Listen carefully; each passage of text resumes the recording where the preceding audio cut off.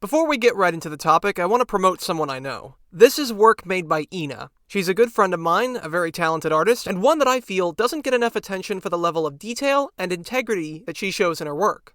She's done commissions on an on and off basis for things like A Hat in Time, Shovel Knight, My Hero Academia, Amnesia, Pokemon, Final Fantasy XIV, and I'm sure many other things that she'd be happy to hear you for and commission a lovely sketch or painting with the same level of artistic integrity as the ones you see here. It would really mean a lot to me and even more to her if you gave her art a look and helped support your local starving artist. Link to her website and social media in the description. So here we are again at the age-old question. Is art objective or subjective? Whew. Where do I even start with this one? About 2 years ago, I released a video intent on talking about why art is objective. Since the video's first release, the conversation appears to have died down a bit, as well it should. I don't exactly think this is a very productive topic to talk about outside of pure philosophy.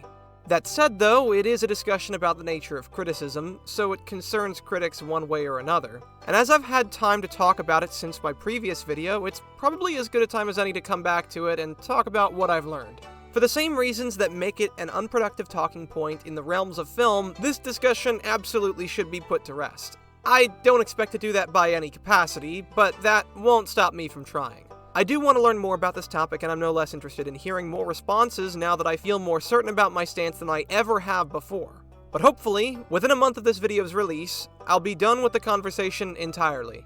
And with any luck, you will be too. So, to recap, the subjectivity debate, as I've chosen to call it, is one that's been focused around the concept of quality as is discerned through the critique of artwork and its many different forms, and whether it's possible to critique art and assess its quality objectively, which is argued by what I will call the objective side. The subjective side argues the opposite, that it isn't possible to construct an assessment, critique, or analysis that's in any way objective, and that the quality discerned from such assessments is purely subjective. I'm mostly using the labels objective and subjective to describe the two sides of the argument, since that makes it a lot easier to reference them. But I acknowledge that there is a lot more nuance to either argument, besides one suggesting that quality is objective and the other suggesting it's subjective. If that, by itself, were truly the most accurate representation of both sides, I wouldn't fall under either. And I doubt that I'm the only one whose position has changed, even in just the time that it's taken me to make this video, some of whom may appear in this video. So let's get a disclaimer out of the way. Those whose arguments are represented are merely meant to reflect the opinions I've encountered most in this discussion, but not necessarily the views of the represented. Any responses should be viewed as responses to those opinions, not to those who made them if they aren't views held any longer. If you want to see if any of these people still hold the views they have, you should ask them yourself. Minds can change, people can get things wrong, and I speak from experience when I say that. Listen, I never claim to be an expert on philosophy. At the end of the day, all I have is my own understanding, and you guys to help scrutinize it so I can refine it. And I'll admit, I think I was ignorant to the greater nuances of this topic, and my position has actually changed since my first video. Not a lot, mind you, there are some fundamental points I still believe in since 2 years ago. But I don't hold the position that art is objective any longer, even though I've simplified my stance to art is not subjective. In part because I've actually come to find some things I agree with the subjective side on. So to more accurately explore this topic, I'd ask that those on the objective side approach this with an open mind. Things like the is-ought problem and the nature of standards is something that we can talk about in time, and luckily I think there are a lot of people on this side that are much more understanding of these concepts today. But if you can't accept the many facets of art that are subjective, then it won't be a very productive talk. However, it would also be productive to acknowledge the objective truths to this conversation. Art is an object. You can oppose that, but you cannot refute it. Every stroke of the brush, every word on the page, every frame on the screen, every character, every sound, every input and its output exist independently of your mind and perceptions. And all of these elements comprise the object that is art. As much as this is concerned, art is objective, and if you can't accept that, then I'm sorry, we're not going to get very far either. Any discussion is pretty much dead in its tracks if we can't first set a baseline for what we're talking about. So, let's start there. As with all discussions, it's usually a good idea to lay out terms that both parties can agree on before continuing. Understanding the words that we're talking about is the most integral part of this conversation. Misunderstanding what we're talking about when we say objective or subjective, or even in what way they're being used, is going to create confusion. And a big reason why some people tend to misunderstand their usage is when they confuse different definitions. And it's important that we make that distinction before we make claims about who's right and who's wrong, when in reality the main issue could just be a difference in understanding. Although objective and subjective aren't the only terms that are important to know, nor are they the only two I intend to cover. But let's start with those two for now. Subjective, peculiar to a particular person, modified or affected by personal views, experience, or background. These are things that are exclusively dependent on an individual, rather than anything existing outside of them. Or, as the definition puts it, peculiar to a particular person. Generally speaking, it has to do with the inner machinations of one's mind and perception, although it isn't necessarily or exclusively related to psychological phenomena, but also neurological, experience-dependent, and anything that's just most accurately and effectively perceived by that individual in a general situation. Things like ideas, thoughts, perceptions, specific feelings, and sensations, all of which are things that can be modified or affected by one's background, or occasionally their personal views, experience, or bias. Because the most accurate way to observe these things is by that person, possibly exclusively, there isn't any external way to prove something that's subjective. The best we can do is take that individual's word on the matter and nothing more. If someone said, "I like The Last Jedi," or "I hate The Last Jedi," then that's the most proof that we'll ever get in relation to that subjective statement. There's no way to prove that they like or hate The Last Jedi, so their words are the most proof that anyone outside of that individual is going to get. And I think that's the most accurate way to describe it in the most simplistic way possible. Something that's subjective isn't provable or verifiable by the outside observer. It's certainly true that a subject can like or dislike TLJ, but we'll never know beyond what they tell us, and even then, they could be lying, or their mind could change in an instant, because their enjoyment can only be produced or affected by the mind of the individual. It's personal to the subject. Hence the word subjective. Of course, that's a mostly general definition. Like most words that tend to occur in multiple different fields, subjective has some notable distinctions depending on what we're talking about. But when it comes to criticism of any kind, and when we say that a critique is objective or subjective, we're referring to the attribute of an argument being objective or subjective. Analysis, critique, argumentation, these are all variations of what are essentially the same thing. So when we're using the words objective and subjective, instead of using them as an attribute of an object or idea, we use them in reference to the arguments used in the critique, as in the descriptors that make the structure of an argument objective or subjective. So what is a subjective argument? Well, if we use those statements I used earlier, if someone were to defend The Last Jedi as a good film and use the argument, "I like The Last Jedi," this doesn't tell us anything about the object being judged. The judgment only references the subject's feelings, which is what makes it subjective. As an example outside of artistic fields, saying, "I think the Earth is round," without further evidence, is not a sufficient argument in defense of the Earth being round. I've only stated what I believe, not why I believe it. And since it is personal and peculiar to a particular subject, it's a subjective statement by definition. So, what if I provided evidence instead of simply citing my own feelings? Does that instantly exonerate my argument from being subjective? Possibly, but not inherently. There are concepts that tend to fall between objective and subjective, elements that can make an argument both structurally objective while also still reaching a non-objective conclusion. And before I can even scratch the surface of the concepts that lie in between, we have to examine the definitions of the opposite end of the scale.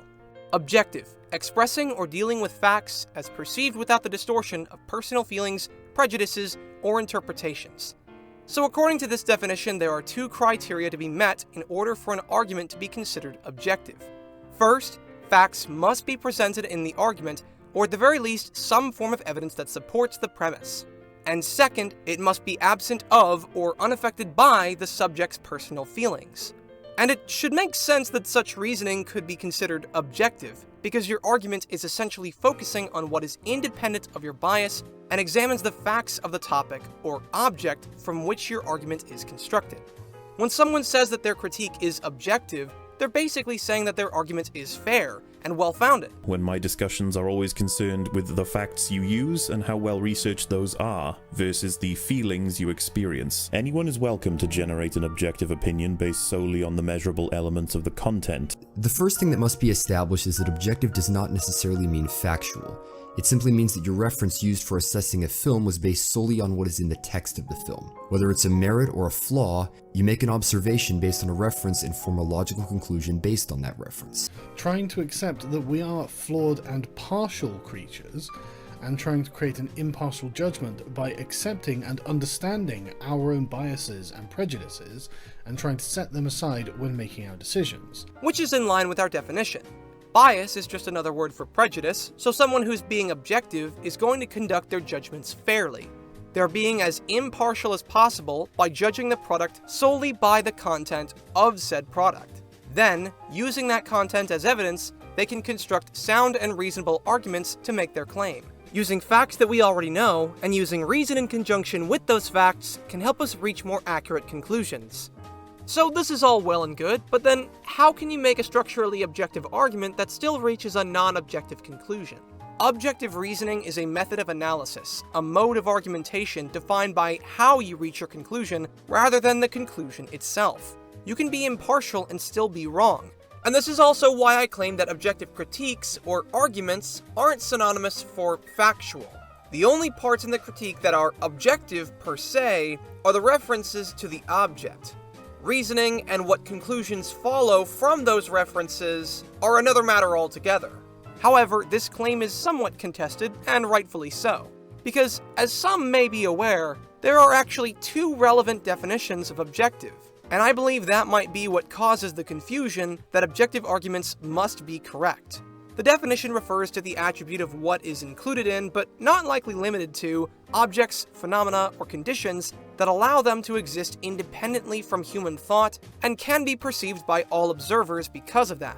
And it's because they can be analyzed by any observer that they are considered to be factual, much like how empirical attributes of an object are considered factual. And since these attributes are identifiable and true, any conclusion you reach must also be factual as well. But this isn't the case in our situation. Let's contextualize this with an example. My opinion is that the temperature of the room is 30 degrees Celsius. However, his thermometer is broken, and he is unaware of that fact. So his opinion, while objective, is factually false. That's correct, Phoenix. You based your conclusion around evidence that was independent of your feelings and bias. You just didn't know that what you were referencing was inaccurate information. But that doesn't make your argument any less objective. According to our definition, whether you were right or wrong has no bearing over how objective your argument was. Argumentation and reasoning are too variable to simply assume that your answer is correct just because everything leading up to it is sound. And this is the mistake that's made when these definitions are confused with one another. And it's why I have this segment here to explain the definitions I'm using beforehand, because this mistake is made far more often than it reasonably should be. But then the question remains, what exactly is the correlation between these two definitions? All arguments that present evidence without bias are objective, but not all of those arguments are objective in the sense that they're factual. So then what's the connection between them? And why are they both referred to as objective? Well, what if I told you that they're actually the same definition, but just in reference to two different things? If we look at the definition people tend to be more familiar with, it doesn't actually mean factual per se, merely that the existence of the object is factual, because it is something that can be viewed by all observers. If we think about it, argumentation can also be viewed by all observers. If not, then we wouldn't be able to identify the structure of reasoning or even be able to classify the many different types of logical fallacies. Arguments are made for the purpose of expressing truth from a certain position, and truthfulness of the argument is also something that can be observed, but only in an objective argument, because only objective arguments present evidence that can be observed, whereas subjective arguments cannot be determined as true or false because the truth of the argument cannot be observed except by the subject. And that is why they're referred to as objective and subjective arguments. It means that the evidence that supports the premise of the argument exists independently of individual perceptions and can be viewed by all observers. And this applies regardless if the objective argument's conclusion is right or wrong. This tends to be one of the biggest obstacles when discussing objectivity, because its definition seems to be more in question than that of subjectivity. And I've always assumed that's because of these two definitions that fit the word objective and how easy it is to confuse one for the other. And it's not the only definition that's important to this conversation either. One thing that I've had time to consider since my last video was the title and its meaning. My last video's title implied that something could only be objective or subjective, that one must be present and never at the same time as the other. And the reason why I'm now arguing that art is not subjective is because of the nuance this discussion really has to offer, which I was previously unaware of. There are states that exist between or even outside of objective and subjective. And as far as ones that are relevant to this discussion go, those states include normative and intersubjective. Now, one thing that people tend to get wrong about objectivity is that there are two ways you can be objective. Either you reference the attributes from the piece itself and make an argument using it as evidence, or you follow a given standard and determine quality in relation to that. In the case of the latter, the way in which you reach your conclusion may be objective, but only in a particular frame of reference, and this is called normativity. This is because the word normative means relating to or determined by standards or a norm, hence the word normative. This is distinct from objective because it deals in evaluating an object or elements of that object based on a standard or a frame of reference, but also distinct from subjective because the evaluation still involves a methodology that evaluates based on what is objective. And no matter what frame of reference we judge it by, for whatever reason, those objective attributes will remain unchanged. The only thing that changes is what those attributes mean, and it only changes based on the frame of reference we view it through, or the standard that we judge it by. The best way I think I can explain this is that the attributes of every object, in some way or another, is all just data. A standard just allows us to process and view that data in a way that becomes useful to us, if that makes sense. This is generally how we determine if something is well made or not. We take that data and apply it to a standard that tells us how that data goes about achieving a specific task, function, or goal, and base quality off of how it achieves that. Now, at some point in the conversation, there's a point of contention that tends to be brought up. It's the question of what standards we ought to use, and what we ought to strive towards in that context. And furthermore, if that's something we can even determine based only on the object itself. And here's where I get into those more philosophical parts of the discussion that I mentioned earlier. It's the assumption that because these things are objective, that somehow means that we can determine how it ought to be used. And by extension, the standard we judge it by is based on what it ought to function as. This tends to be the part where David Hume is brought up in his work regarding the is-ought problem, which states that we cannot derive what ought to be, or in this case, how it ought to be used or judged, based only on what the object is, and that all ought statements come from subjects, thereby making them non-objective. It's an important concept to understand in this conversation, and the most supportive argument to the subjective side. That's why it's important to establish, but establishing definitions is all I'm going to focus on for now. But we will come back to it later. However, I think it's worth noting that this claim, that a standard is subjective, is somewhat distinct from the claim that the standard chosen is arbitrary and interchangeable with any other, which is not true for all contexts, let alone all standards. For example, Usain Bolt is good at running. We can prove that he's good at running, and it is an objectively identifiable trait that he has as a human being. But the frame of reference that we're using, the thing that he is good at, is his ability to run fast, relative to other humans. He can't just be good, period. There has to be a frame of reference, a function, a standard, a norm. But there is a reason why this standard isn't established arbitrarily, and why it isn't suitably interchangeable with any other. Usain Bolt's achievements as an athlete are particularly praiseworthy despite those achievements being judged through a specific frame of reference, that being an athletic frame of reference. Consider this for a moment. Which is more impressive, being able to run more than 25 miles an hour, or being able to run at 2? We could swap out our frame of reference in terms of speed with a lack of speed, which would make the latter much better than the former. But the latter is also much easier to achieve because it also takes less effort to achieve, and by extension is far less impressive and far less praiseworthy because of that. Not every other frame of reference is suitably interchangeable with one another, and we can also explain why that is. Thus, not every frame of reference used to judge something is determined arbitrarily. There's still a bit more to this part of the conversation, which, as I said earlier, we can cover in greater detail in due time. But I will say this. I do think that things, which are labeled as subjective, regardless if they're right or wrong, tend to be oversimplified and misunderstood in some ways. See, when we're talking about something that is ultimately decided by people or subjects, yet has a very clear reason why it's established, then we're talking about something that informs those subjects' conclusions. Because, make no mistake, subjective feelings can be affected by things that are objective in nature. That's kind of the entire point of psychology, if you really think about it. But when we're trying to observe that impact and what causes it, it's not as easy to confirm if we simply observe one subject and their response. No, we need multiple subjects, and not just to observe each one individually, but rather as a collective, and that is called intersubjectivity. Intersubjectivity is referred to as anything that is involved in or occurring between multiple conscious minds. Traditionally, things like agreements tend to fall under this definition, but the general meaning also includes common subjective reactions that also occur within more than one individual. The reason why I compare this to psychology is because much of it is predicated on the idea that there's a reason for why these reactions are commonly occurring, and understanding what causes that reaction is a key part of understanding others. It exists whether we like it or not. I think that's true. I don't think that it's true that the world is created through our shared delusions or something like this. But the question is, if we are all subjective creatures, and we are, and our senses are the only way we have with interacting with the world, and they are, how can we trust anything that we see or hear, and how can we be sure that we're seeing reality as it is? And then we come to the fact that humans are innately emotional creatures, and that we cannot be really trusted to make objective judgments on our own.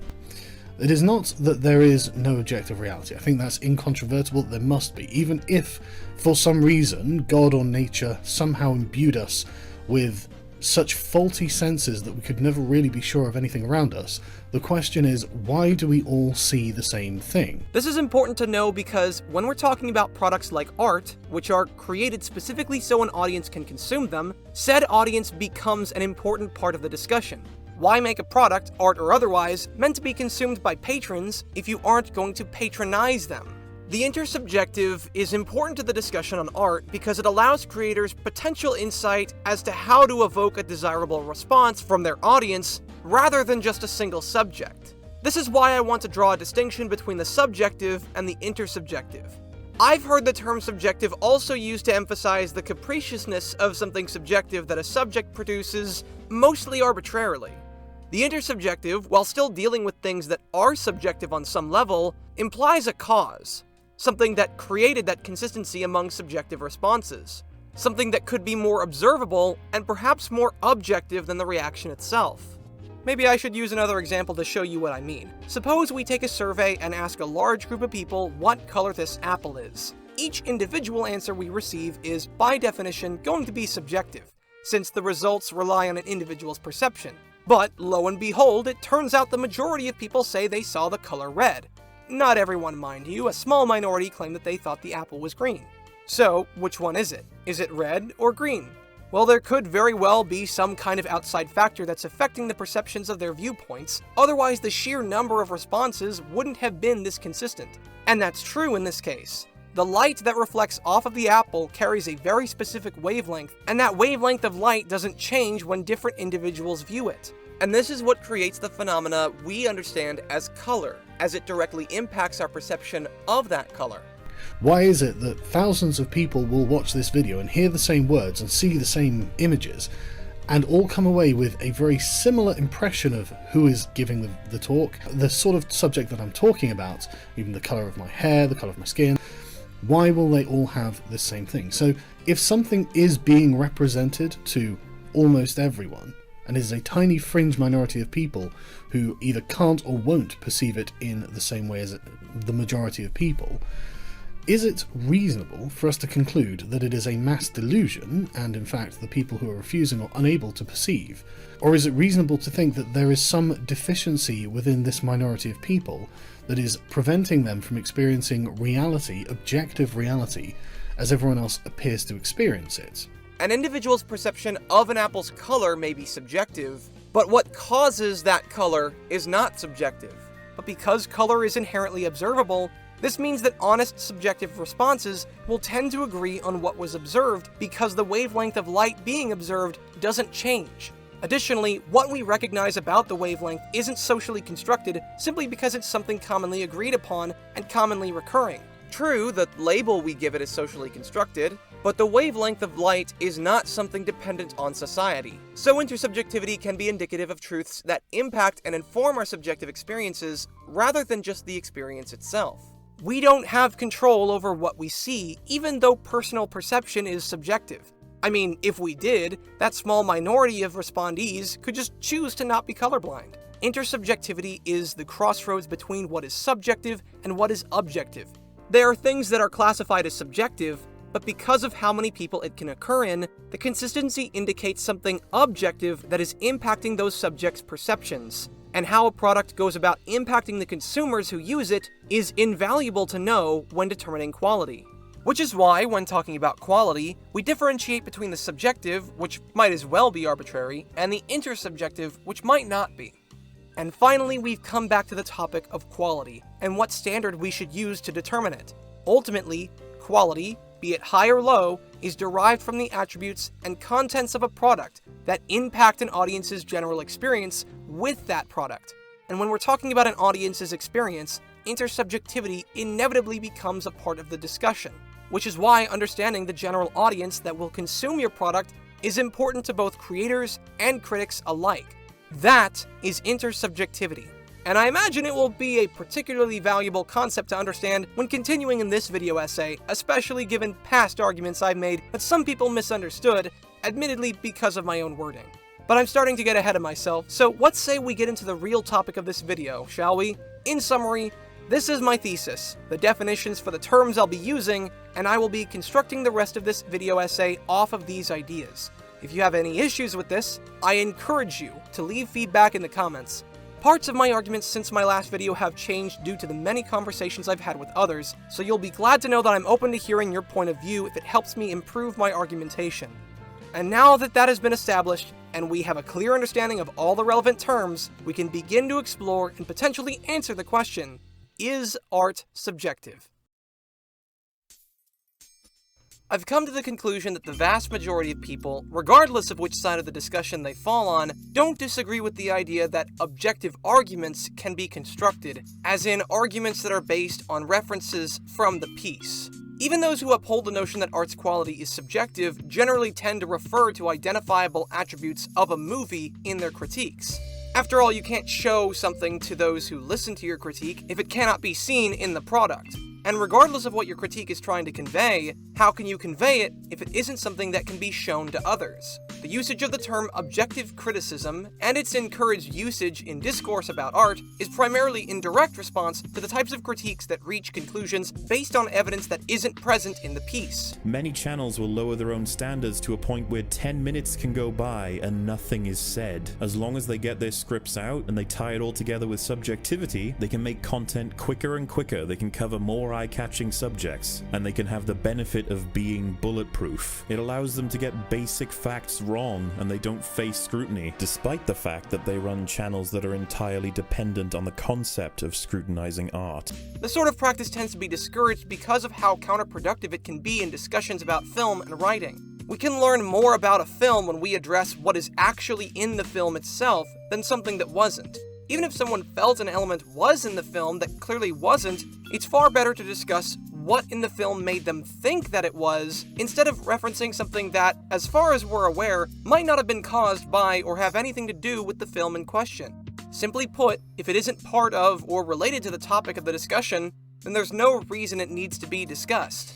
Anything else could potentially confuse the topic of the conversation by injecting it with misinformation. If we were just going to make up whatever we wanted to talk about, then there would be no need to talk about another film. We could just make our own film and talk about that. This is what objective criticism is, and even though I've technically already gone over this, I can't stress it enough. Because somehow people still misconstrue the meaning of objective critique to mean critique that is always correct. But generally, the conversation isn't in reference to one's ability to assess what is objectively in a film. But let's address it one last time before anyone else gets it wrong. Those on the objective side, since this debate first took off when Mahler began talking about it, have always advocated, first and foremost above all else, for objective criticism, making references that are founded on evidence from the piece being analyzed and drawing conclusions that naturally flow from those observations. That is what objective critiques are. They are not criticisms that are factual. That has never been what was advocated for, and you will seldom find anything suggesting as much that couldn't be chalked up to a misunderstanding of words, which I can address later on. But look at any one of Mahler's videos where he advocates for objectivity, and you will see that he has only ever encouraged the usage of objective arguments, not objectively factual conclusions. That judgment was objective, supported by references. If it is inaccurate and based on faulty information, then please scrutinize me. It will improve my work. What it won't do is prompt me to say, it's just my opinion, leave me alone. And this is what I believe has been the primary argument of the objective side, ensuring our arguments are as accurate to the piece as possible in order to ensure our conclusions are just as accurate. But really, this might be the center of the biggest misunderstanding in this conversation, because this isn't what the bulk of this discussion has been about. Yet it also seems to be the primary point argued by Mahler and many others on EFAP. Instead, the conversation tends to focus more so around the idea of the existence of quality and whether that is objective. This conversation has gone on long enough that both sides should know the answer to that question, but I fear the reason we haven't yet reached agreement is because of a rather large misconception that's circulated throughout the years. One that I would argue is the biggest misconception in this entire argument. Almost everything about this debate stems from the obfuscation of this one point. Hopefully, a bit of clarity will add some better understanding, and maybe even some perspective to this conversation. Although I don't imagine being clear by itself is going to be enough. I've had enough time to reconsider my position, and just as long to discuss my position with others. But consistently, time and time again, the biggest obstacle appears to be these recurring arguments that have simple rebuttals, yet remain a repetitive constant in this discussion. And while it's not unusual for any topic to have its fair share of recurring arguments, it's somewhat troubling for me when I try to talk with individuals on the other side, and I hear arguments that have already been rebutted without anything additional supporting it. Though that's not to say that all of them can't hold up to scrutiny. In fact, there are 3 I've heard rather recently that tend to hold up better than others. Some that have even been integral to helping me gain a better understanding of this entire conversation, even on a philosophical level. So, for this section, I plan to address some of the most frequent arguments from the subjective side that I've heard in the past year. Hopefully, by rebutting these ideas, we can weed out the least relevant arguments and make any discussion created from this video as productive as possible. Although, this is based only on the most frequent arguments I've heard. My intention is just to respond to them prematurely in case I hear them again. It would be nice to enter a discussion without hearing the same arguments I've already heard again and again without having to explain why they need additional substance to support them, but if you've never made these arguments, then you can rest assured this section isn't addressing you specifically. So, let's start off with some different variations of an argument I've already mentioned, that an objective argument must be correct.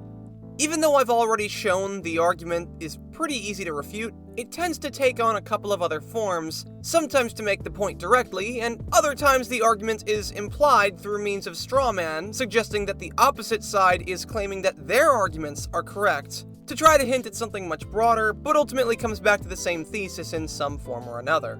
The first of which I've heard is the claim that objective arguments can't be disputed.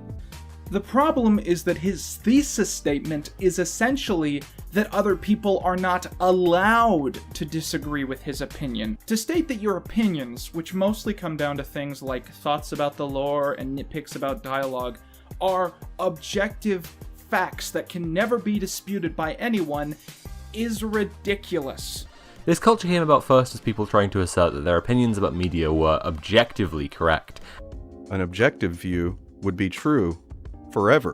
And because of how easily any particular facet of art can be debated, nothing can be said with certainty. Therefore, no objective arguments can be made regarding art's quality.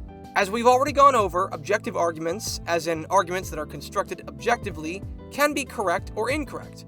But the part about this argument that's worth noting is the claim that an objective argument can't be disputed, which is nonsense, even outside of art. Anything can be questioned, challenged, and disputed, but the ability to dispute doesn't mean that there isn't a correct answer. The evidence or facts used to support an argument may be irrefutable, but what kind of reasoning follows, how that evidence is used to reach the conclusion, or even if there's enough evidence at all, is something that can absolutely be discussed. Just because someone has the capacity to argue that the Earth is flat doesn't mean that its shape is whatever I want it to be. There's another form of this same argument that I've seen a bit more than I reasonably should. The assumption that if something is objective, that must mean that everyone agrees with it. It is no longer universal that this thing is bad. Now, it is a widely held subjective opinion that this thing is bad. At this point, there are plenty of people who like Sonic 06, and they perfectly prove the point that quality is highly subjective. I don't like using, the word objectively is just, it's very, it's tough to use that word in regards to art, right? Because yes, there's always that one person who's like, actually, I like it because of such and such a reason, this happened in my life, right?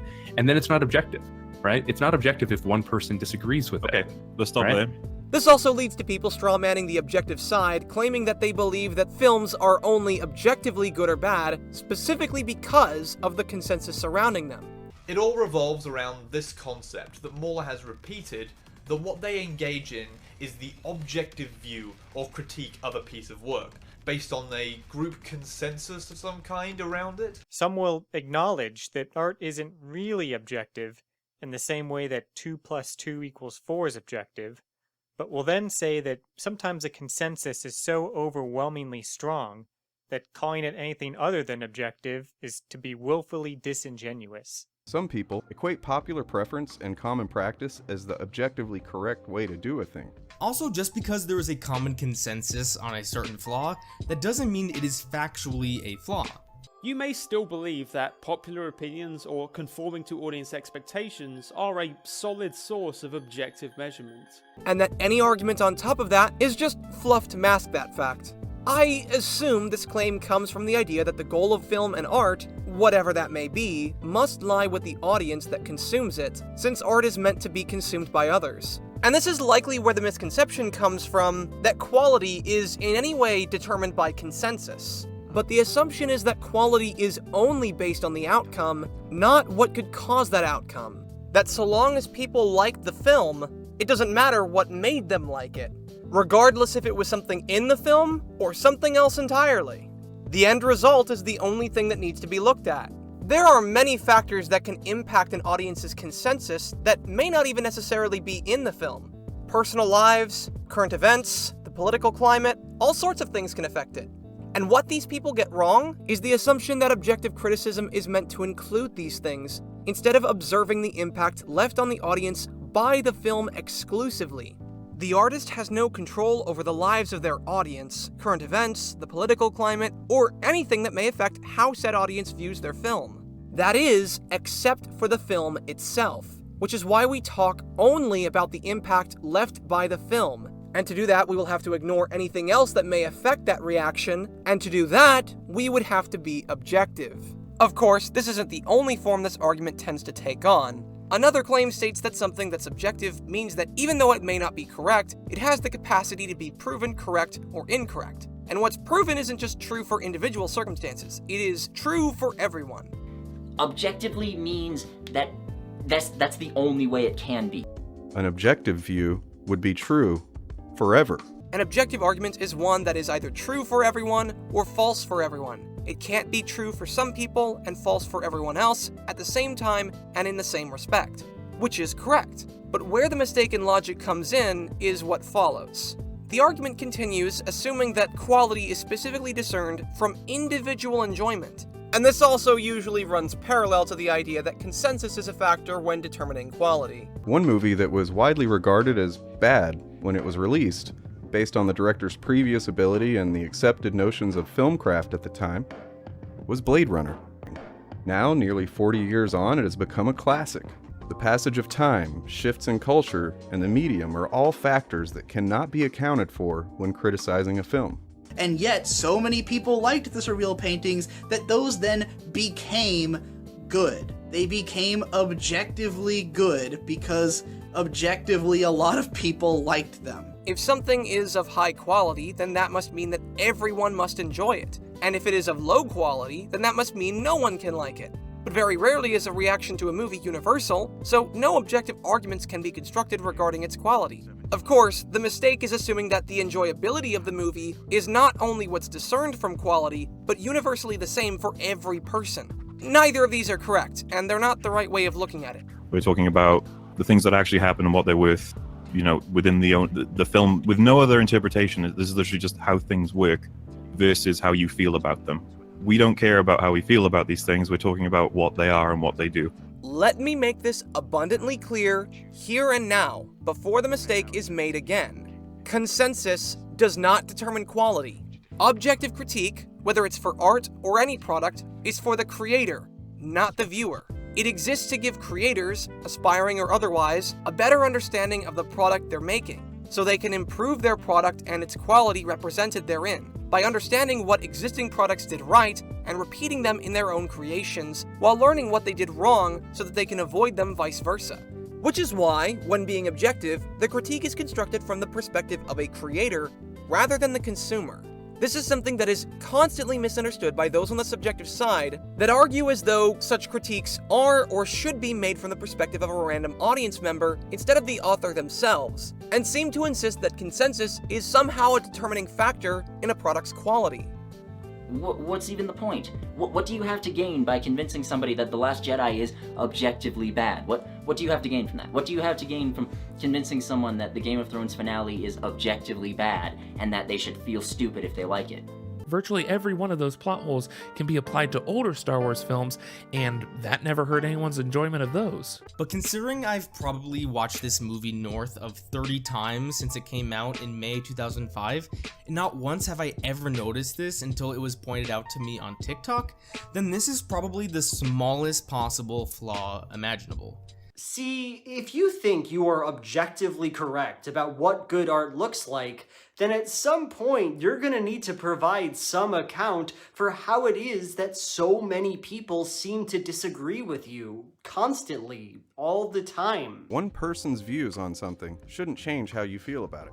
It is not meant to inform the viewers what they should and shouldn't enjoy, nor will that ever be the purpose of critique, although it can be used to inform them of what they may potentially enjoy. Much like your Subnautica review, this is too flavored in personal preference to be useful. This tells us more about you than being any help with a good idea. I think that's fair. The idea being that if you're an analysis channel, I don't know about you guys, but like people will be like, oh thanks, I've actually learned something. Yeah, a review, when you make a review, it's not for you. It's for everyone who watches the review. I mean, it'd be weird to upload it if you were intending it only to work for you, isn't it? The quality of the piece is reflected by the decisions that were made to make that piece, not by the consensus of the people who viewed it. So if we say that a decision would lead to a well-made product, it would be accurate to say that this decision was a good one, and it would be correct to say that it was a good decision no matter who would have made it. In this regard, it is true for everyone, and by extension, subjective points of view and reactions towards the product have no effect on the quality.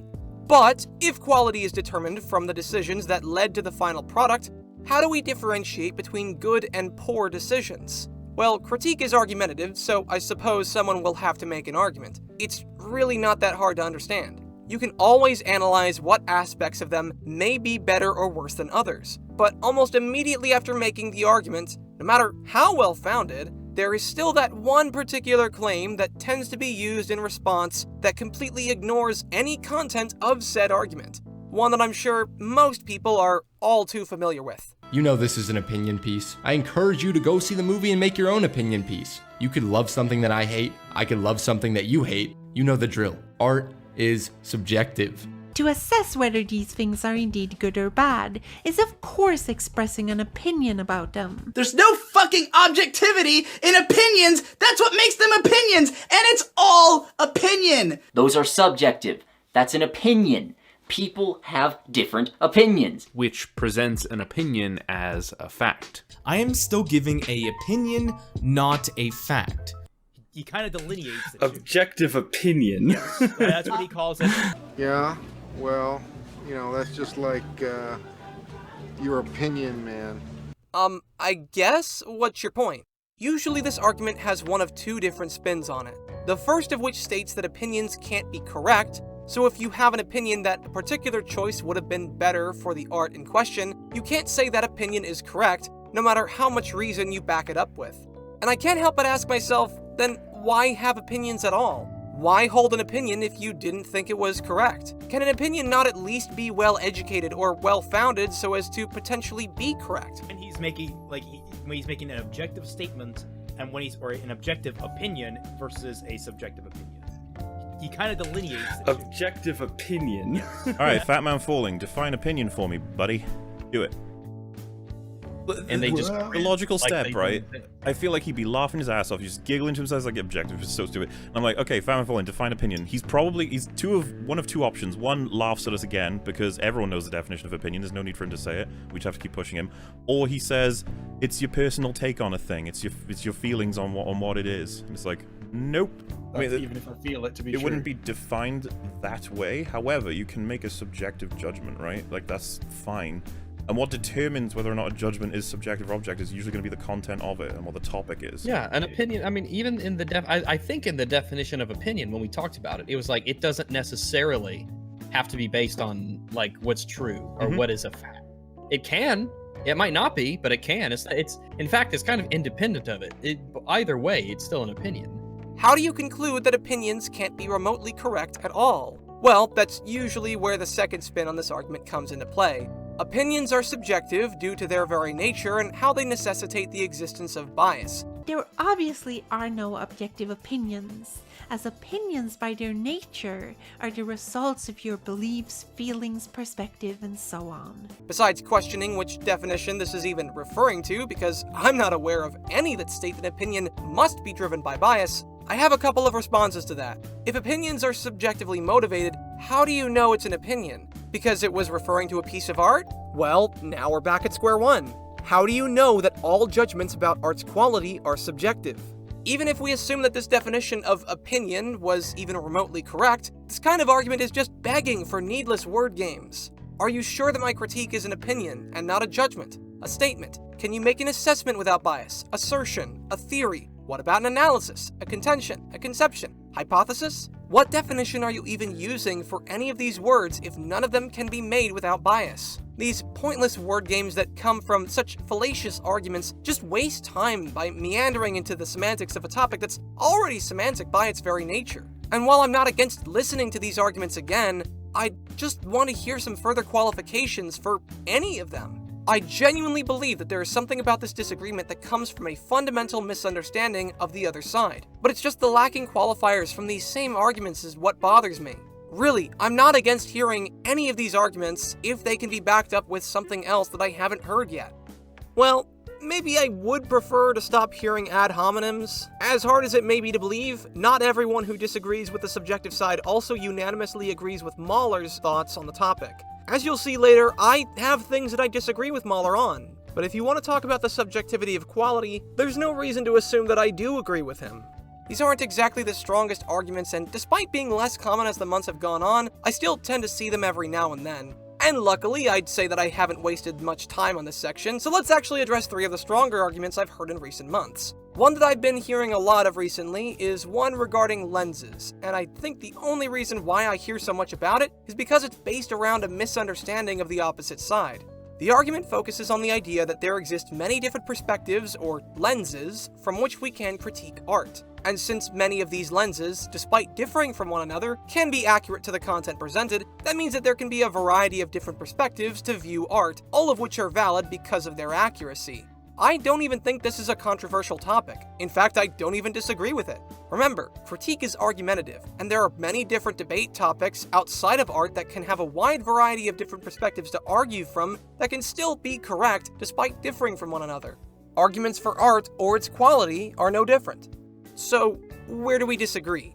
Well, the assumption is that this can't happen if art weren't subjective, since that would mean that there can only be one correct lens to view art. We've come to 2 slightly different readings of the same film, and neither of them is objective. They are steeped in the perspectives of whoever believes them to be true. And both of our hypothetical critics here could use their analysis as a reason to claim that the movie is well made. And they would be speaking just as subjectively as someone claiming it is well made because the plot makes logical sense. Which is the one thing about this argument I disagree with. The existence of more than one accurate perspective isn't in question.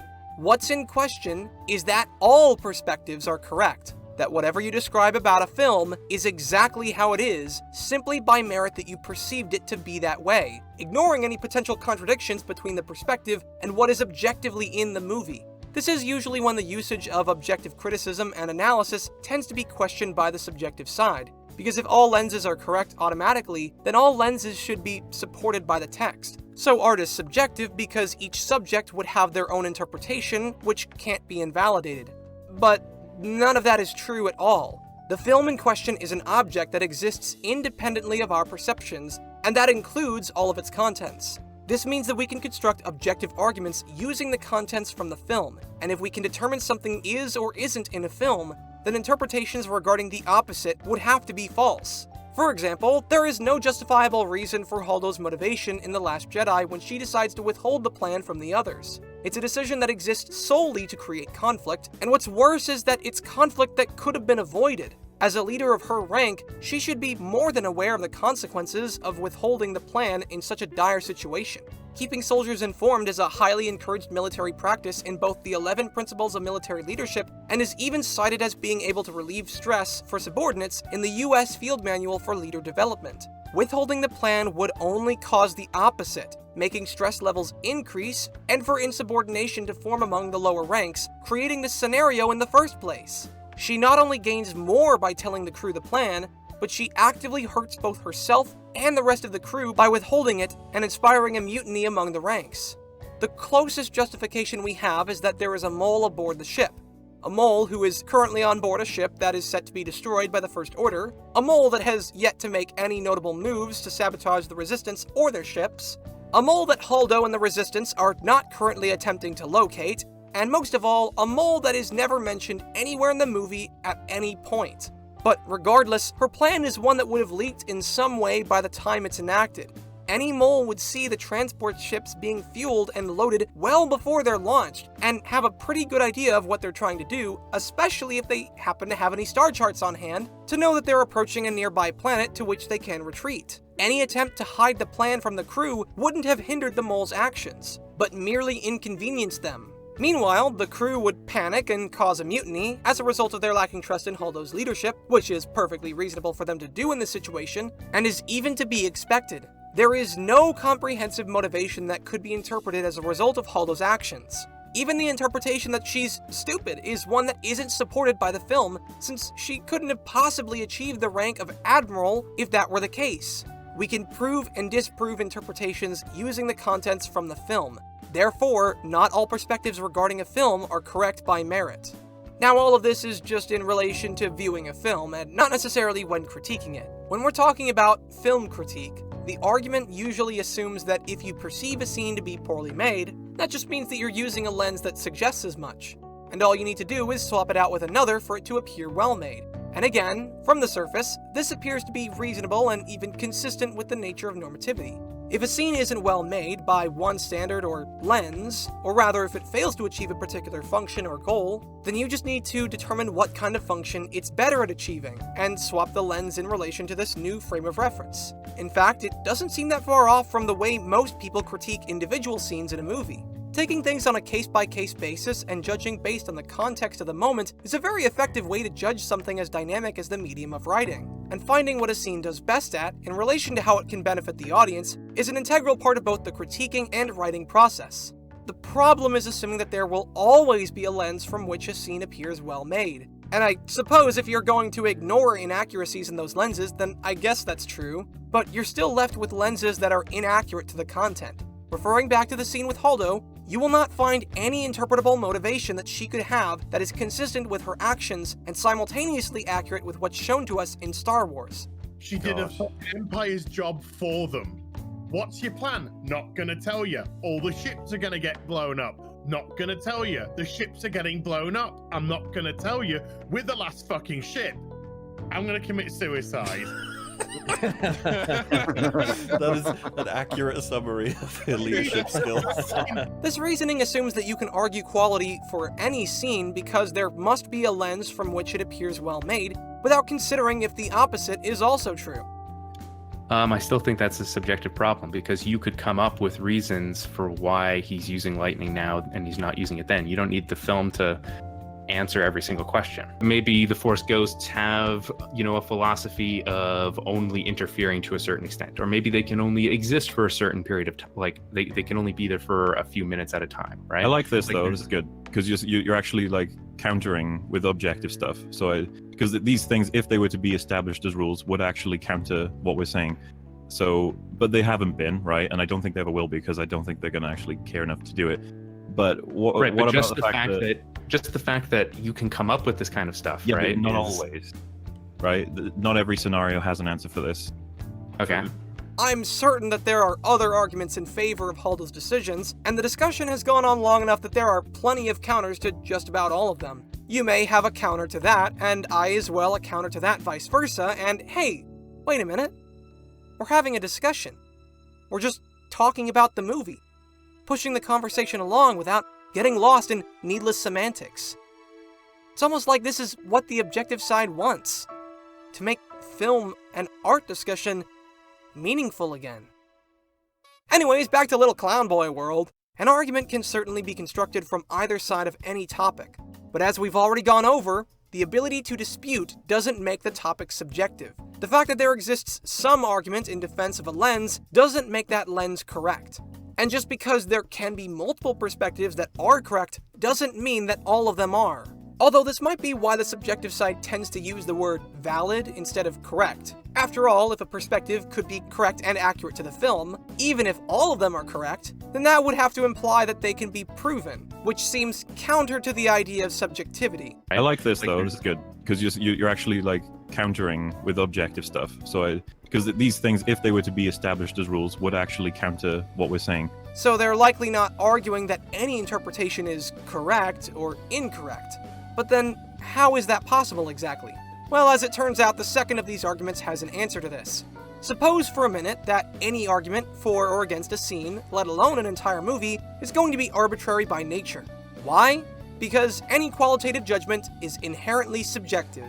You enter subjectivity the moment you make a qualitative statement about those facts. There is no standard or unit that you can compare two films to, so you can say as a whole one film is better than another, other than your own emotional response to the film, which is 100% subjective.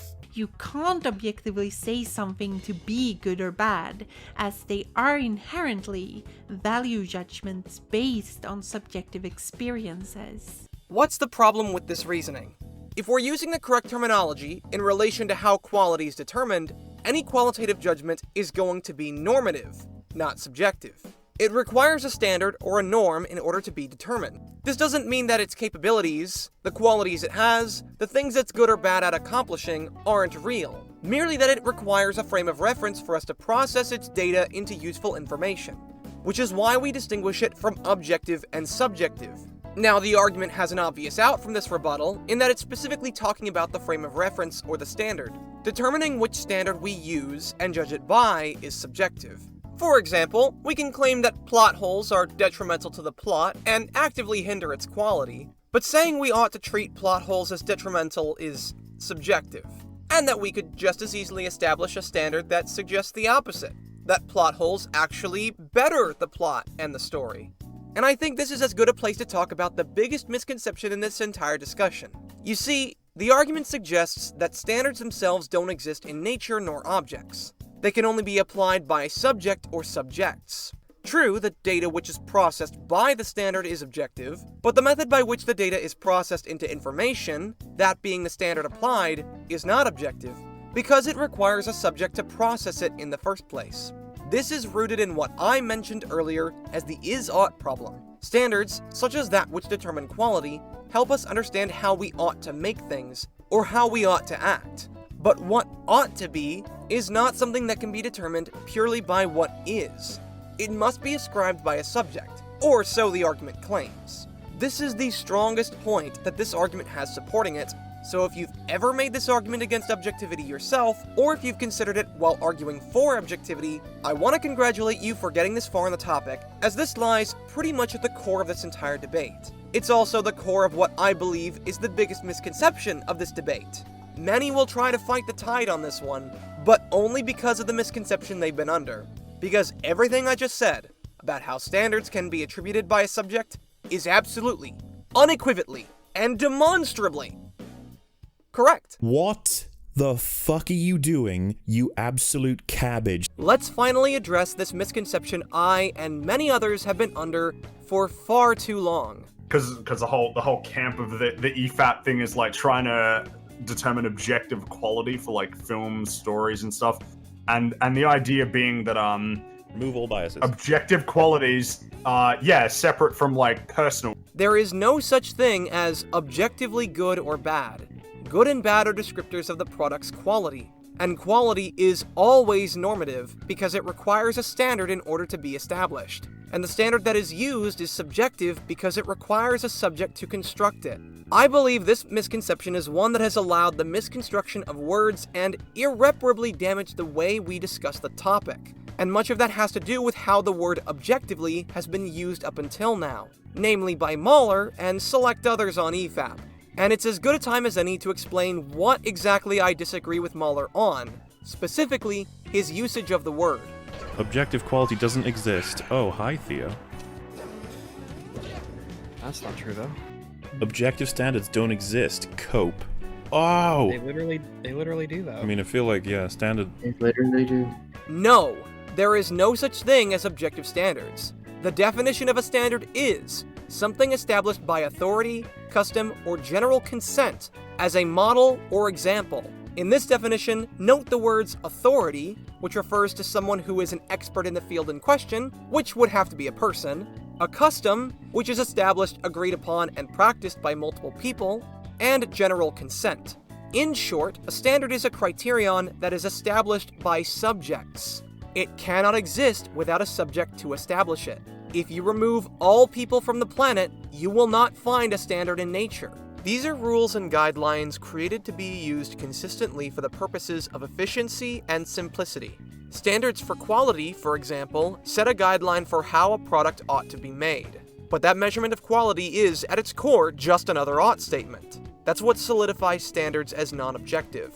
Because it's all just ought statements, the usage of these standards in whatever form the subject makes them to be is voluntary. There may be reasons why some standards should be used instead of others, and consequences for not using them, but if these standards were of an object in any way, assuming that's even possible, it would be impossible to use or create any other standard of the same kind for that object, because a standard would have already existed that was baked into that object. True, there are standards that are based on objects' properties and exist to allow us to communicate those properties to others in many ways. Standards of measurement are the most notable example, but the standards were established after those traits. The distance that we refer to as a millimeter existed before us, but the standard of measurement that we call the metric system didn't exist until we made it. Standards don't come from objects, they come from subjects. I mean, a standard has to be objective, because if it's a subjective standard, it's not a standard. I mean, like, objectively, a square has 4 equal sides. Like, that sounds like a standard, Rags. Rags, I get what you're saying. I really do. But that's not a standard. That's just what the object is. I feel like everybody is just too scared to disagree with Rags. Alright, so first off, they should be. I'm always right. Okay, so, first of all, he's not wrong that definitions are standardized. The definition of square is no different. But definitions are meant to define words, not objects. And words can mean whatever we want them to, because we made them. That's why they're standardized. We agreed upon a standard that the word square refers to an equilateral 4-sided polygon. We didn't create the equilateral 4-sided polygon, we merely made a word that refers to it and ascribed a definition to that word respectively. Now, if he's saying that, as a descriptor of an object, the definition is objective, then he's correct. But that's not a standard. Descriptions are objective because they describe the facts of the object. but standards are meant to be evaluative of those descriptors so that we can provide value to the object. What Rags says is an objective standard is just a description without an evaluation. Without an evaluation, there is no value, and it's not a standard. No authority set a standard or value for what this shape is because the object existed before any subject did. This has been a critical error in their understanding of what constitutes a standard, especially when they try to explain what they mean when they say objective standards. And the fact that they perpetuate this so much only further obfuscates the truth of this conversation. The whole premise of a fucking story is progression. A story is built on the idea of progressing A to B to C to D. So it's not an arbitrary standard. This is literally the thing that it is. So it's an objective issue whether or not you consider the standard or not. I don't care. It's an objective issue. The assumption here is that the problem becomes objective because the object becomes less what it was with the problem injected into it. A story cannot exist without any continuity, so a story becomes less and less a story as it loses its continuity to things like plot holes. The misconception, though, is that 1, it ought to be a story, or at least ought not to be whatever it be otherwise, and 2, that ought statement is objective. No ought statement can be derived from what is, so even though you can say it ought to be a story, that would have to be determined by a subject. Thus, it isn't objective. As you decrease the temperature of a cup of water, it becomes less a liquid and more a solid. But is it a flaw that it becomes less a liquid, much like how plot holes make a story less a story? That depends on the ought statement, which you cannot have without a subject or authority to establish beforehand. Okay, that should pretty much cover my bases, but let's get philosophical and explore some food for thought. If I believe that standards aren't objective, why should I, or anyone for that matter, hold other creators to a standard? As the few reviews I have on my channel, and hopefully more yet to come, will be indicative of, I stand by the claim that when it comes to writing, we should uphold a standard of consistency. But if standards aren't objective, what reason do I have to hold that standard to anyone but myself? Well, that's a question I can answer in a bit more detail in the next section, but if I were to summarize it, I believe that in order to accomplish something, efficiency should be prioritized. Using a standard of consistency is more efficient for writing than the alternative, because someone who doesn't aim to make their story consistent, and especially if they reject all consistency, negates the point of writing in the first place. The whole premise of a fucking story is progression. A story is built on the idea of progressing A to B to C to D. So it's not an arbitrary standard. This is literally the thing that it is. As stated earlier, standards are established for added efficiency or simplicity. I agree with Mahler's usage of a standard for writing that values continuity because it's a more efficient way to judge writing than any other standard that doesn't. But this has nothing to do with objectivity. It's just a philosophy that I hold, albeit one with good reason. And a philosophy is no different than a moral or an ethic. They're all just ought statements. And now we've gone full circle because these are also all essentially different types of standards, none of which are objective. But then I guess maybe the next argument that could be made in response is, if you do believe that standards are objective, maybe you might also argue how morality is also objective. And that's, unfortunately, not a can of worms I'm gonna open. It's just too many layers of semantics that I don't care to get into for a video that's already as long as this one. But I do know someone who might. This is a podcast that was streamed by PSA Sitch and Adam Friended Forever that covers this very topic, and they even respond to a video that argues for objective morality. So if you're interested in that kind of topic, and if you like people like Mahler and others on EFAP, you should give it a look. When you have when you have a moral system where obviously everyone doesn't agree on it, Right. and even if everyone did agree on it, it's not a game, okay? It's not like a game we created. It's supposed to Morality be a is very system much that a game. It's a win-lose game for Well- survival. What are you talking about? Since we don't know if there is a God or not, you don't know there is an afterlife, we can't make grand pronouncements about what would be the true moral system baked into the universe. I'll leave a link in the description so you can check it out for yourself. If you like listening to the conversation about objectivity and subjectivity, it's definitely worth your time. It's just more time than I'm willing to put into this video at the moment. Regardless, I don't think it really matters if the definition of a square is an objective standard or not. What Rags listed is not at all the same kind of standard that we're talking about in writing. A square is an equilateral four-sided polygon. If that is a standard, it states what the object is. But standards for writing exist to tell us what ought to be. you will find no such standard that tells us what we ought to do or ought not to do without a subject. When you say that a film is bad, you're saying that it ought not to have been made that way. Good and bad can only exist when a standard is applied, and if there are no objective standards, there is no such thing as objectively good or bad. It feels like the word is used to the point where it's more like just another buzzword. But I can't believe, for as many people within or used to be a part of the EFAP community who also believe in this line of thinking, that there isn't any truth behind it. Hell, for all I know, maybe they really don't believe quality is objective anymore. It seems to be something that's talked about behind the scenes, but where the conversation is at isn't something I can say. And I don't think I'll ever know either, but the least I can do is address it, and hopefully clear some things up about this discussion for their viewers. Now, I do contest that this means that quality itself is subjective. Quality is derived from two different things. The first is the standard, which is determined by a subject, and the second is the attributes of the object being judged. It exists somewhat at an impasse, where both the objective and subjective are determining factors, which is why I draw the distinction between normative and otherwise objective or subjective. But I don't deny that choosing which standard you judge it by is something that requires a subject to accomplish, and I think that anyone else that's going to argue otherwise is going to have a tough time doing that. So, the discussion is over, right?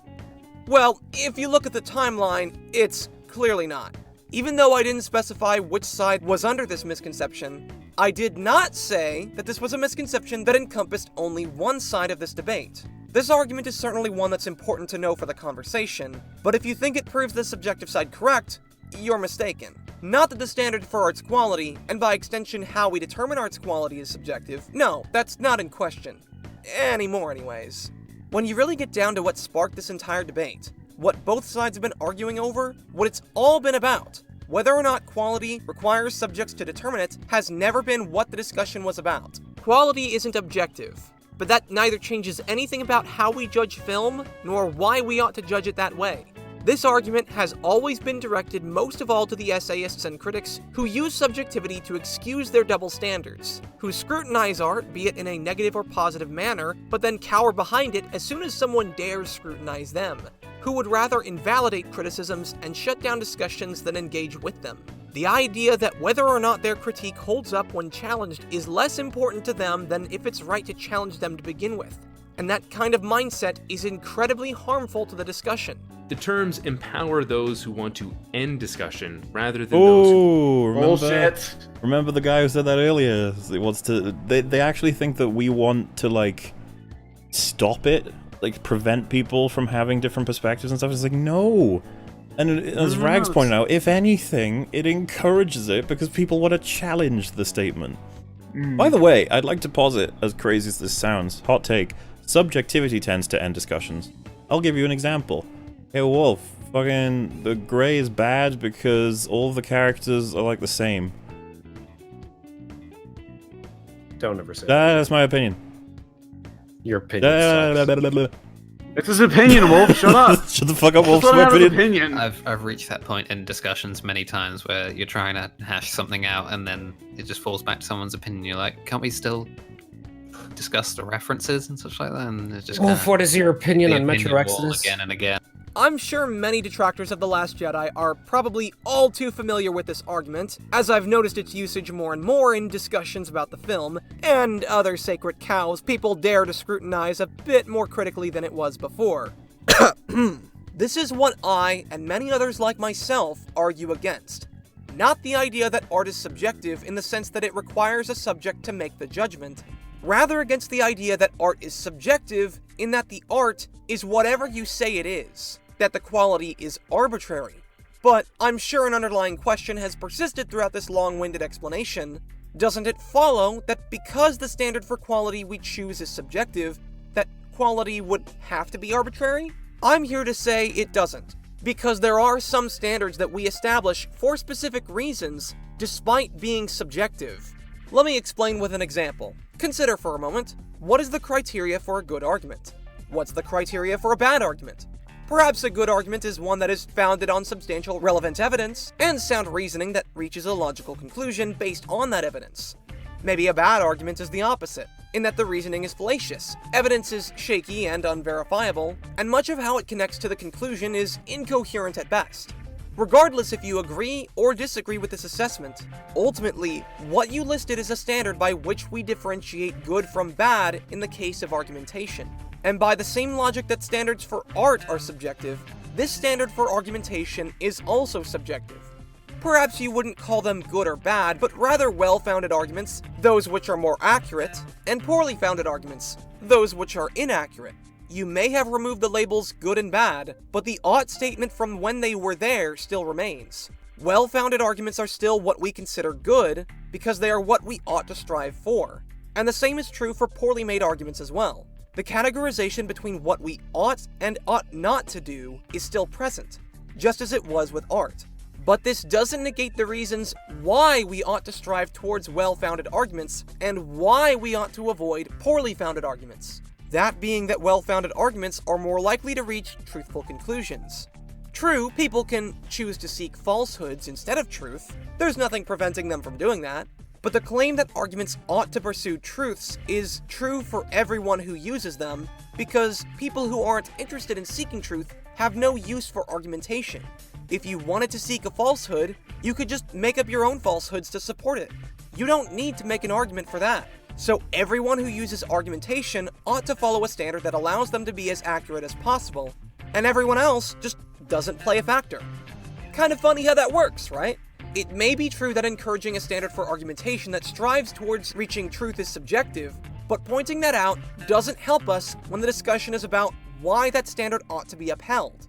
When two people are trying to determine which one of them is right and which one of them is wrong, what is gained by saying that whether we ought to be striving for correctness or incorrectness is subjective, when that has nothing to do with the discussion? The same applies to art. Think about any number of discussions around film's quality. Take, just spitballing out there, The Last Jedi debate, for example.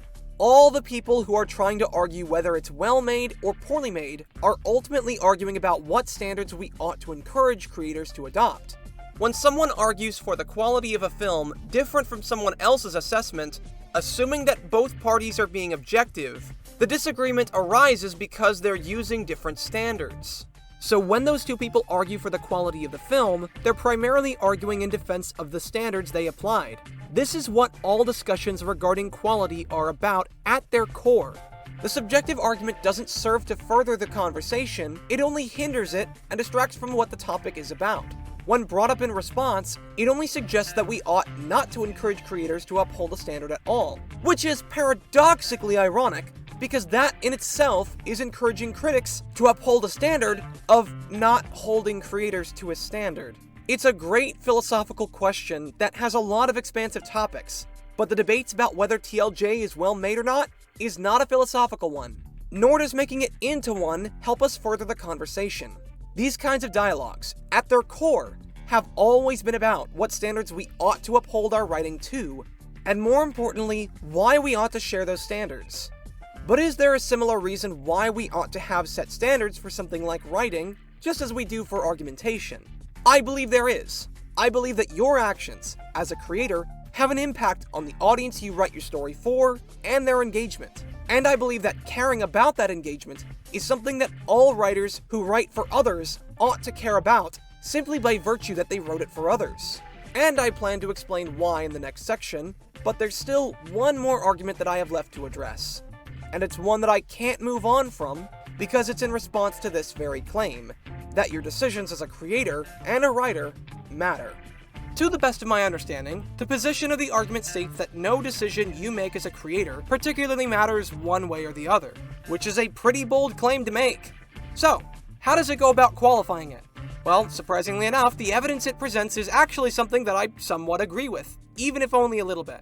It suggests that there isn't any convention in all of art, let alone in writing, that inherently leads to a poorly made product. Virtually every convention that's ever been used in writing has, in some cases, had its opposite implemented elsewhere with positive effect. Show me any objective rule for storytelling, and I can show you 100 amazing films that break that rule to perfection. As soon as you make a rule about what makes art good, then the disobedience of that rule now has meaning. And art is all about conveying meaning, so it's still arting. The act of establishing a rule or convention in regards to art or artistic practice will necessarily result in the implicit formulation of an equal and opposite anti-convention.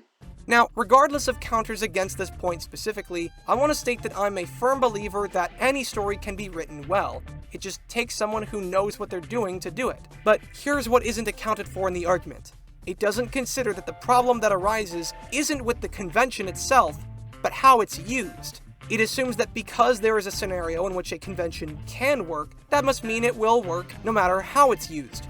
It removes any significant context that may affect why or how a particular convention or anti-convention is able to work, or more importantly, why it may not work. The argument isn't incorrect in assuming that most conventions tend to have had their antithesis implemented in some way elsewhere. Even conventions of which the opposite hasn't yet been successfully implemented in writing probably will at some point in the future. But answer this. Have those authors discovered that these conventions can be broken, or have they merely found a specific context in which the anti-convention works? Even if we took two different examples of a particular convention, one where it works and another where it doesn't, the argument wouldn't look at the reasons why its effectiveness is contextual and simply insist that it must be able to work in both contexts, without explaining why. It simply functions as a giant whataboutism that doesn't bother going into detail about what makes the convention work. Okay, so what if the argument is arguing that any convention can work regardless of the context? What suggests otherwise? Let's suppose the argument is correct, that any and all conventions are used to effect simply by merit that they were previously. There's just one question. What makes the convention in the original case effectively utilized? And at this point, the argument is at a standstill, because there are only two ways it can go from here. Either it explains a way in which the convention works, thereby establishing a standard, and has unintentionally rejected the premise of subjectivity, and rather embraced the very thing it was originally arguing against. Or it holds true to the idea that effectiveness of a convention is subjective and can't be proven, and then doesn't support the claim that the argument was based upon, that the convention has been implemented with effect in the past. There isn't any other way it can go from here, because if you started arguing that effectiveness of a certain convention is possible, you're subsequently implying that ineffectiveness of executing that convention is also possible. But if you don't explain what made the scene effective, you can't support this argument. The only other possible way this argument could go is if it appeals to the idea that quality is reflected by consensus. And I suppose that might have some point in this case, since standards of writing, I believe, are based around the ability to engage an audience in your work. Regardless of whether or not it's subject to change, you have no control over what engages your audience in your writing. And quite honestly, neither do they. If you're going to write a story for others to consume, you owe it to yourself and to them to attempt to make their experience as engaging as you can make it.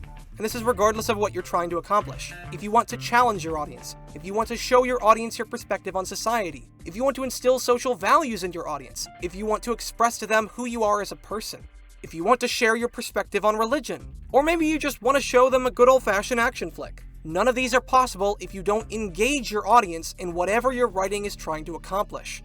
The audience is ever present only unless you don't write a story for others to read in the first place. But in that case, there'd be no need to critique your work, since there will be no one to read your work. Or rather, the audience and the author would be one and the same, in which case, yeah, quality is subjective, and whatever you want it to be. This is giving the argument the benefit of the doubt. I do believe that there are things relating to how we react to written works that are more concrete and aren't subject to change. Although I wouldn't expect you to just take my word for it without qualifying that statement. All I've done is respond to other arguments, but I haven't yet presented my own. And this is the next step in the conversation that tends to have its fair share of roadblocks. The subjective side won't see any difference between an explanation why we ought not to include plot holes with reasons why we ought to include something inconsequential, like, say, porgs.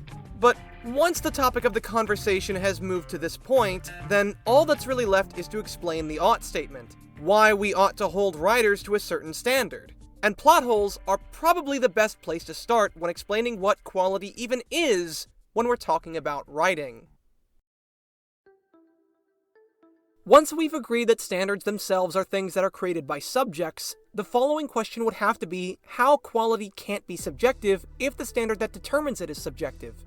What exactly is the distinction between normative and subjective? Even if there's an object involved, if a subjective element is still present, how is it any different from completely subjective? And there's some precedent for that. No matter what standard we choose, it will be chosen subjectively. And since standards are what help us determine quality, it would be reasonable to assume that quality is also subjective.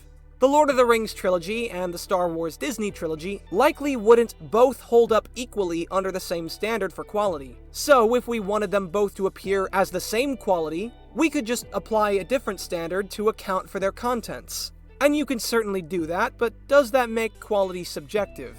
If we take a recording, a standard by amplitude and a standard by pitch are going to give you two different things, even if both are accurate to the object.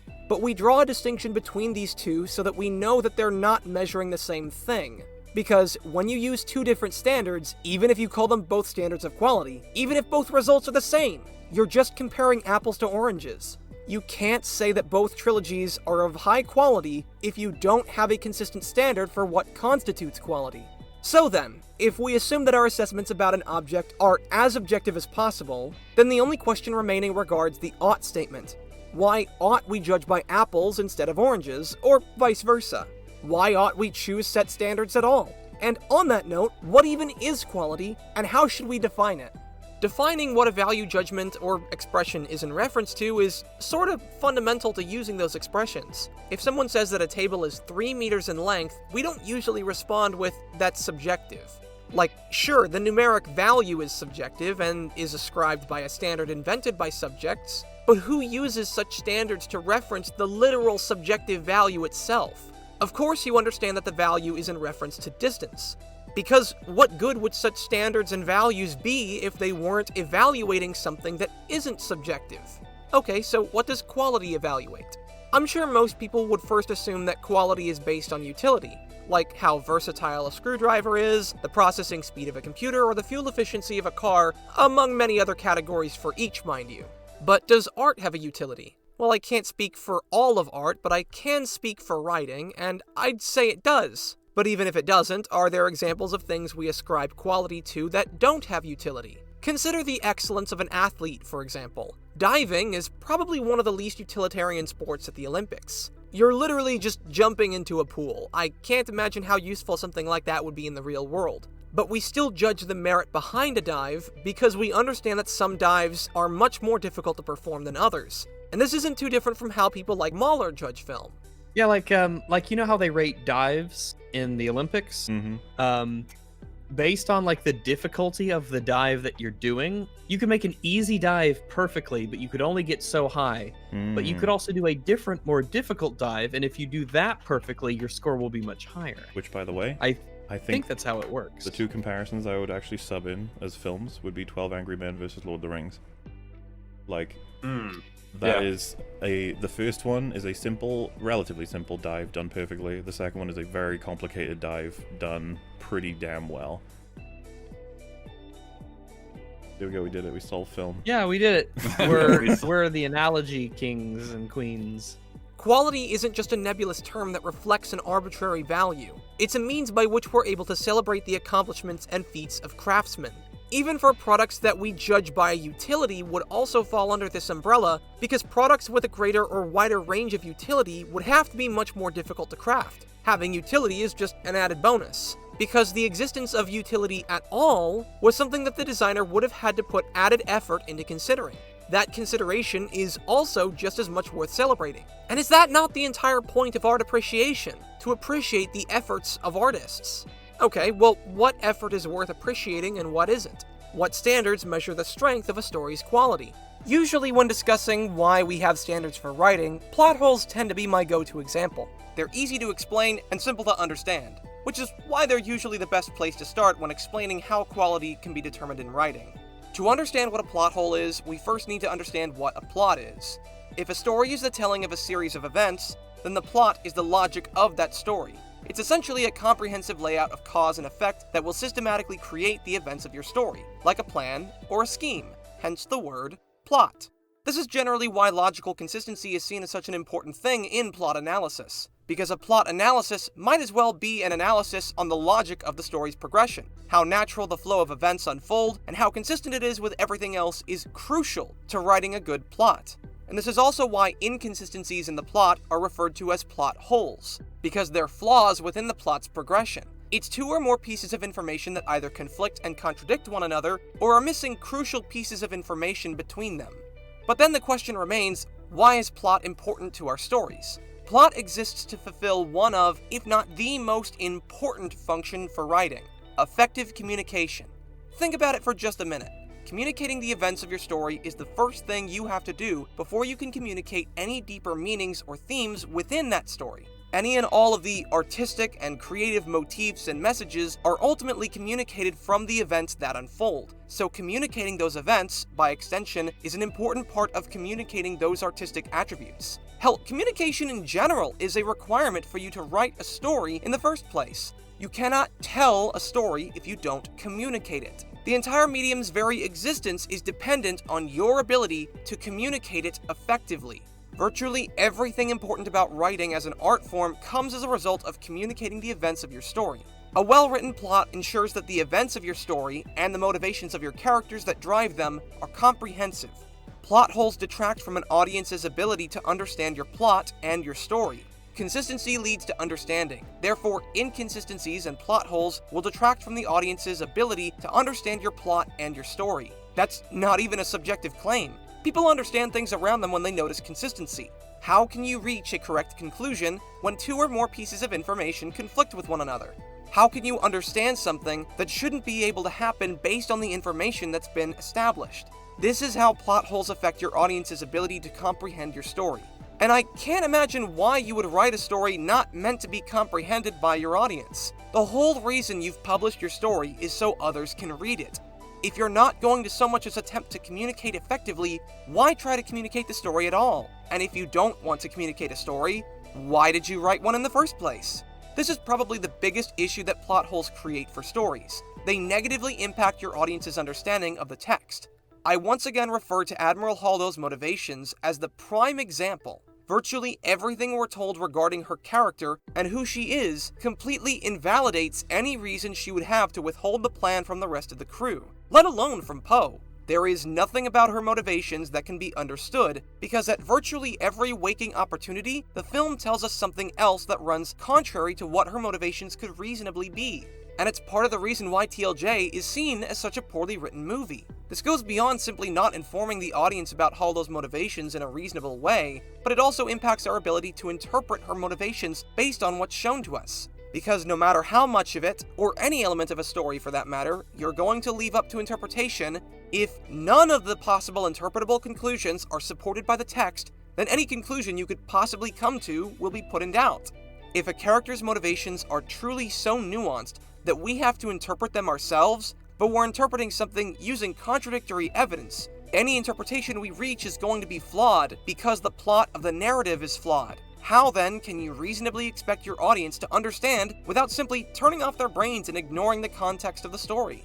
And in fairness though, why shouldn't people turn off their brains and just ignore plot holes? How can I say that this contributes to a negative experience when there are clearly people it doesn't bother? When we're talking about plot holes, I'm specifically talking about the audience's ability to comprehend the events of the story. So while it's certainly possible for someone to enjoy a story despite their understanding, who's to say that they'd enjoy it any less if they had a better understanding of the plot? Should we write stories just hoping that our audiences will actively turn off their brains during the experience? We don't get to choose how our audience views our work, so why is that something we should count on? More than that, should we encourage those same audiences to think less about the art they're consuming? Is art, let alone your art, not something worth thinking about? That might as well be the logical conclusion if we're saying that the solution is for people to just ignore plot holes and problems in your writing. Just don't think about it. That being said, ignoring a plot hole is not the same as understanding the part of the plot it surrounds. When we're talking about contradictions, understanding cannot be reached. It is impossible. You can ignore the plot holes that contradict her actions and form some kind of interpretation based on information that seems consistent with one another once you've removed those pesky plot holes from your analysis, but that won't change that your interpretation is flawed and potentially wrong. This applies to anything involving plot holes. If you base your conclusion about a film around a piece of evidence that is contradicted by something else, then your conclusion will be incorrect, because it will have been contradicted by something else objectively in the film. This is even true for events left to interpretation. In The Giver, the book's ending suggests that the main character could have escaped safely or died of hypothermia and hallucinated his last moments of solace. It never confirms either of these explicitly, leaving it up to the interpretation of the reader. And while it's true that these endings can't both be correct, nothing else in the book contradicts either. They're both reasonable to interpret because the only thing that impacts their validity is the interpretation itself. You can have multiple interpretations that aren't wrong, even when some are, because interpretable events in no way prevent the writers from effectively guiding their audience to correct conclusions. But it's the elements that cannot be understood that we want to strive to avoid, rather than the ones that simply aren't. And there's an important distinction between the two. When you go to the store and buy a jigsaw puzzle, you don't expect it to be completed right out of the box. But you do expect all of the pieces to be there. You expect all the pieces to be able to fit together, and this is regardless if the puzzle forms anything conventional or not. If multiple pieces are missing, or if they don't fit together, it's not the consumer's fault that they can't finish the puzzle. It's the creator's fault for designing a shitty puzzle. Conversely, if a single consumer can't solve the puzzle, that doesn't mean that the creator hasn't done everything in their power to make it a well-designed puzzle, nor that there's no such thing. We can apply that same analogy to writing. There is no correct answer regarding Haldo's motivations because of the numerous plot holes that form between her actions and what we know about her character. That's not the viewer's fault that her motivations are incomprehensible, it's the writer's fault that she was written that way. I am not saying that all accountability for whether a viewer understands a plot or not is on the author, but I don't agree with the opposite extreme that the subjective side seems to imply. I cannot possibly understand the notion that an author has no accountability when it comes to making their stories more comprehensive. And stories, no matter what you believe, have to be comprehensive on at least some level in order for the average viewer to take anything away from it.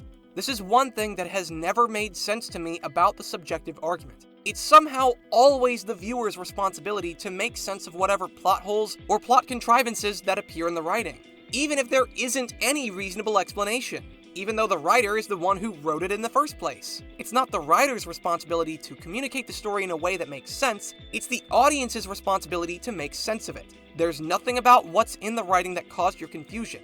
All accountability is placed on you, the viewer, and none of it can be given to the artist. And again, that's not to say that it's impossible for someone to be confused even if an author has communicated their story effectively.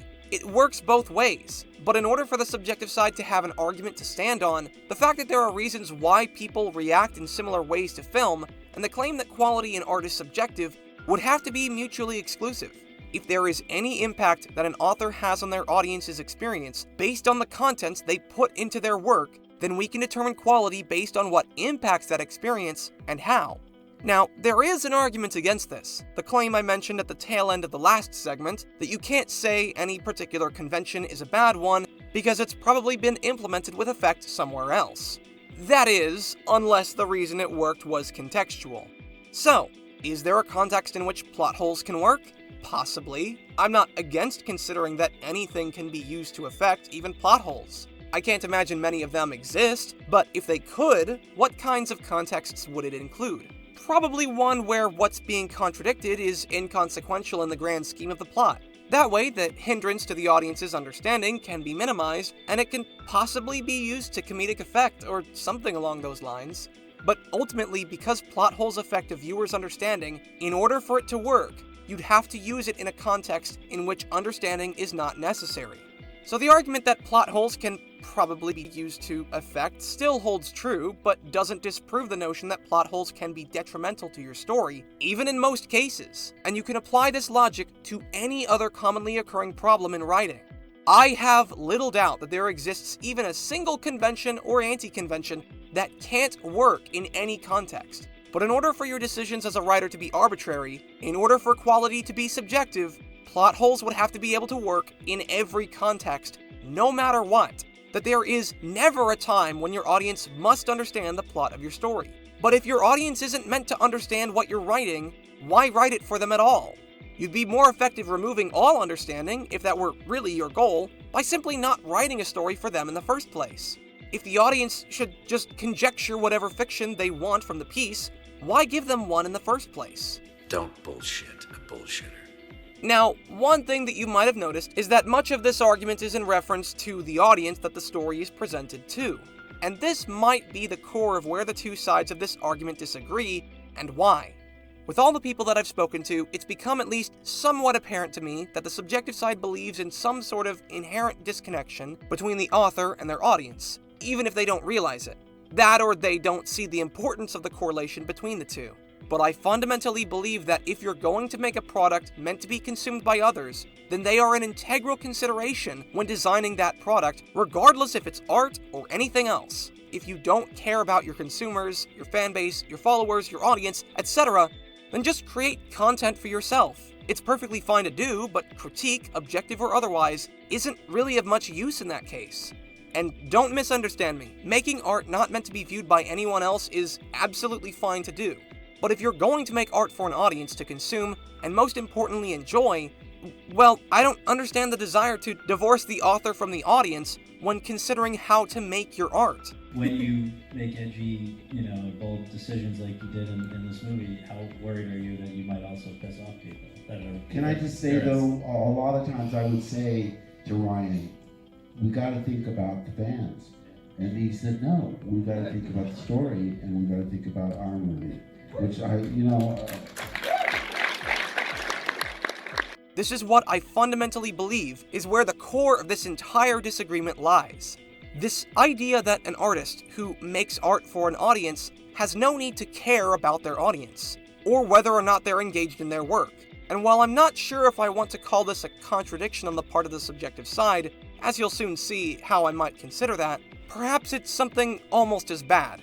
As I've had time to examine their arguments, it appears to me that interpretation is a fundamental and integral part of the subjective side's understanding of art. That not only the ability to interpret art is necessary to some degree, but interpretation in general is necessary. Surely it must be if every possible interpretation of art is worth defending simply by merit that someone interpreted it. So, to the subjective side, I ask you this. To you, what is art without someone to interpret it? I'll show you what I'm getting at. Clearly, the interpretation of a piece and its validity, regardless of what that interpretation entails, is something worth defending to you. That is the entire point of the subjective side, to my understanding. What I don't understand is why, despite the general importance of that interpretation, the interpretations and views of an audience isn't or shouldn't be important to the author. I'll be more specific. Art clearly has an impact on the people, and more importantly, the audience who views it. And that in turn would affect how they view and interpret that art, or even if they're engaged with it at all. So the artist has an impact on their audience. But is that impact unimportant? Is identifying what creates that impact and how to repeat it unimportant? Or is any impact, regardless of what it results in, equal to any other, even if it drives that audience away from your art? Man, this movie stinks. I'd say no, but why exactly? If there's any truth to the subjective side, then neither the writer nor their work is beholden to anyone but themselves. Why isn't that true? Why shouldn't it be true? If it restricts an artist's creative freedom, why should we enforce it? One reason. Because that restriction is also what demonstrates the skill that makes art worth appreciating. For example, it's probably not hard to explain a message, a moral, an ethical belief, a philosophy, etc. You can just explain it through what could potentially be a very one-sided, unengaging, or maybe even boring lecture. Or you could communicate it through a story full of investing characters, emotionally instigating narratives, tales that captivate the audience, all while communicating your message within the subtext. Recall my previous example about Usain Bolt and running. We judge someone's ability to run by speed instead of lack of speed because of how much more difficult and how much more effort is needed to perform the former compared to the latter. Because anyone who can complete a task more limiting, more difficult, more daunting, is certainly worth praising for their efforts, if it pays off. Anyone can lecture. It takes talent to communicate those themes through the art of storytelling. But communication is the goal. After all, what's the point of expression if there's no one to express it to?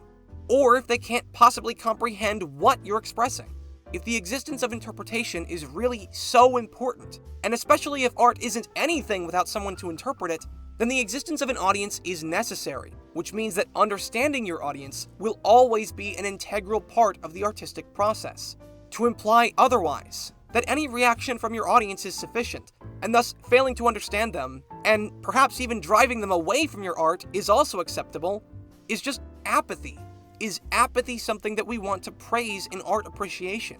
Perhaps not, but then what demonstration of skill should we define as something worthy of praise? It's a mark of skill to be able to express oneself in such an artistic and unique way that still communicates effectively what's being expressed.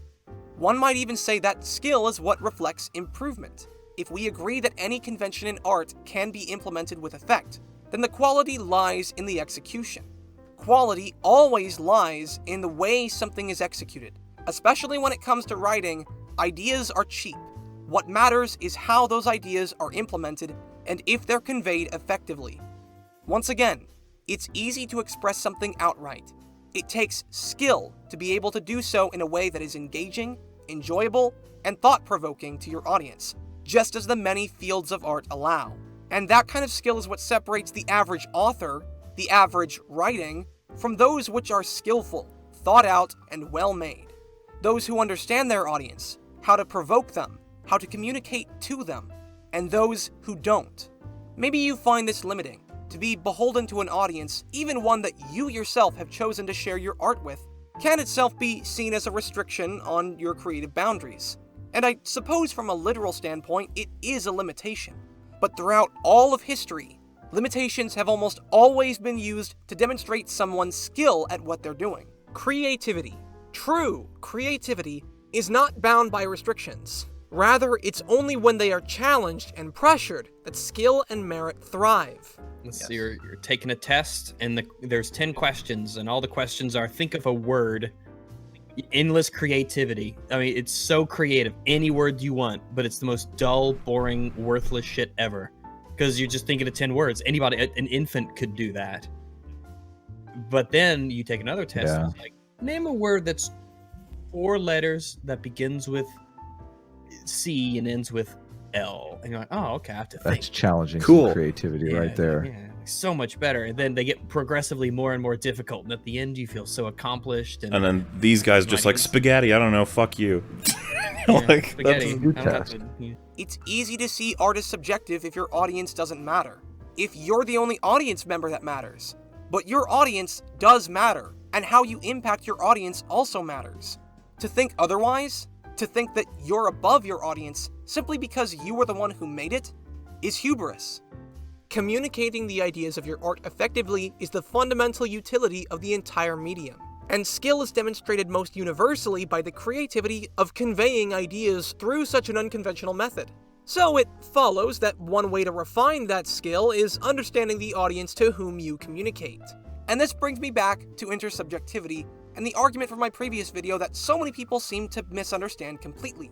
If there wasn't some kind of standard that could be considered even remotely objective, then why is it we find ourselves agreeing with so many other people about so many pieces of art? How is that possible if there aren't objective reasons that make art enjoyable? The general misconception was that I was saying that consensus determines quality, rather than that it could be indicative of quality. The objective side argues that there are reasons why people enjoy or don't enjoy art. Some of those reasons are based on subjective bias, but many of them are because there are objective reasons that lead people to enjoy said art, whether they realize it or not.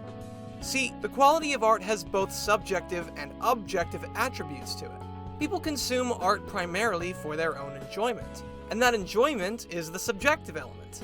However, what if there are objective reasons that drove you to enjoy that art as well? If we acknowledge that there are elements of a story that can impact an audience's experience, then there are, understandably, going to be correlations between their reactions and the product itself. Now, that's not to say that every aspect of their reaction to a piece can be attributed to its contents, but rather that much of it can be informed by said contents. There are both elements that inform a viewer's reaction that are from the story itself, and there are other things that contribute to their reaction outside of the author's control and outside of the story. You're correct to think that we shouldn't take an audience's reaction as proof of quality. There could be any number of unrelated factors responsible for parts of that reaction. But because other parts could directly result from the product, understanding those reactions is still important to know. What this means is that the author can impact an audience's experience without having perfect control over it. If there is any amount of control a writer has over improving the audience's experience, then ignoring potential factors is exactly what will hinder the quality of your work.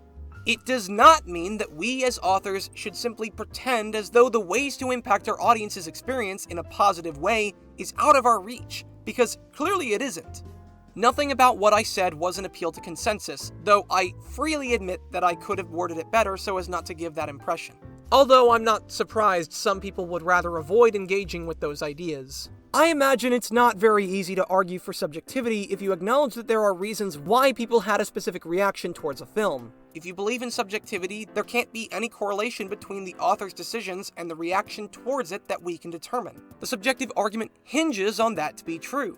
The average viewer's reaction can't be attributed to the product in any notable way, but rather exclusively the result of their collective subjective experiences and biases. Otherwise, if any consistent reaction from an audience could be attributed to the content of the product itself, that can be indicative of some underlying quality it possesses, since that attribute can be repeated in other movies. But there's no attribute the creator could have given it, nor a choice they could have made, that could have in any way resonated with their audience. Any emotional resonance an audience might have felt had nothing to do with the skill of the writer, their understanding of their audience, and their ability to communicate with them on an emotional level, and everything to do with pure chance. Any decision that led to the final product had no outwardly notable effect on an audience's consensus, leaving any potential artistic decisions completely arbitrary. This is ultimately where the argument leads when you contest that quality is subjective. You remove the value of the work that was put into the art because any amount of effort is no better than literally any other decision, and that all decisions are virtually equal to one another, no matter how much or how little thought went into it. Every decision an artist makes is meaningless. In my last video I said that if art were truly subjective, if there was no way an artist could accurately assess an audience and what stimulates them, if no decision holds any more meaning than any other, under any context, then designing a game, no matter how successful it may be, is no less hollow than winning the lottery. All of it was entirely by chance. None of it had anything to do with the decisions you made to reach the final product. You might as well have flipped a coin, and as much as I thought that that was something completely reasonable to say, I never would have imagined that anyone on the other side would use that analogy as though it supported their argument, instead of just show how ridiculous and insulting it is at its very core. Well, flip a coin. I wouldn't blame someone for refusing to accept the subjective side, if only because of how insulting its implications are. To think that there are actually people out there who would imply that the decisions of artists are so meaningless that a coin toss would be equivalent to the amount of thought and effort that was put into making them. No, not even. A coin toss would be objectively more efficient, because you wouldn't have wasted all the time and effort deciding what to do. And yet they don't see how much of a disservice that is to literally every artist who's ever lived, and their art.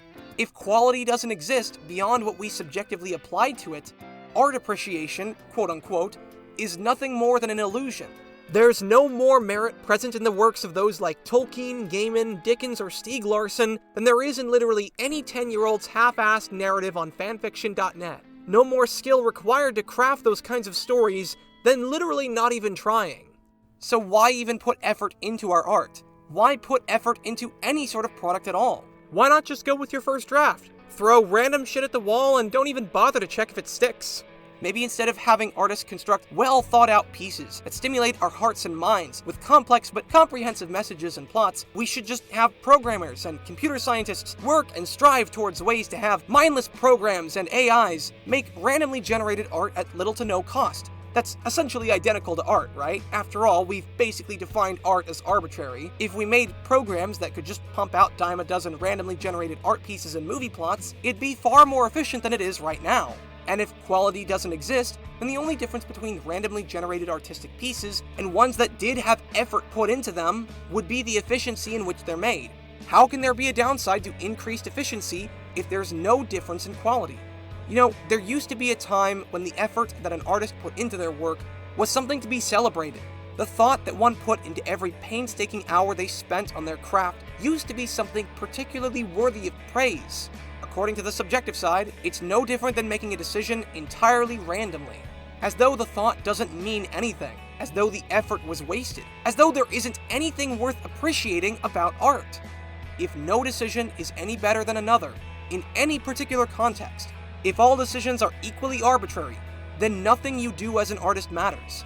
Your efforts and understanding of your audience reflects absolutely no level of talent or merit. When it comes to the Olympics, we'll concoct standards to judge and praise the skill and merit of athletes, but as soon as we talk about any kind of craft, all of that is thrown out the window. And for what? So we can say that no one's work is better or worse than another, and everyone is just equally special. Which is another way of saying no one is. Skill and talent can't exist because more skill and more talent would result in higher quality products. But quality is subjective, so no artist that ever has or ever will exist ever had any amount of skill or talent to begin with. You literally cannot be more insulting to every artist, their work, and the medium of art as a whole if you tried. And to those still trying to find success, for those seeking improvement, for those like myself, your extensive efforts and attention to detail are wasted. Your attempts to improve your craft are wasted. Anything but the most bare minimum amount of effort is wasted. So why even try to improve if such a thing doesn't exist? Why not put less effort into your art? Why even practice? You're just wasting your time anyways, and the product you'd pump out would be no worse than the one you'd make otherwise. So why bother? The quality that you think you're putting into your work, that you spend hours and hours refining and redrafting, the seemingly endless string of writer's block, constantly being your own worst critic, all to get to some arbitrary standard, is nothing more than an illusion. The time that every artist, writer, director spent on every piece they've ever made in their entire lives is wasted. A coin could do your job better than you do.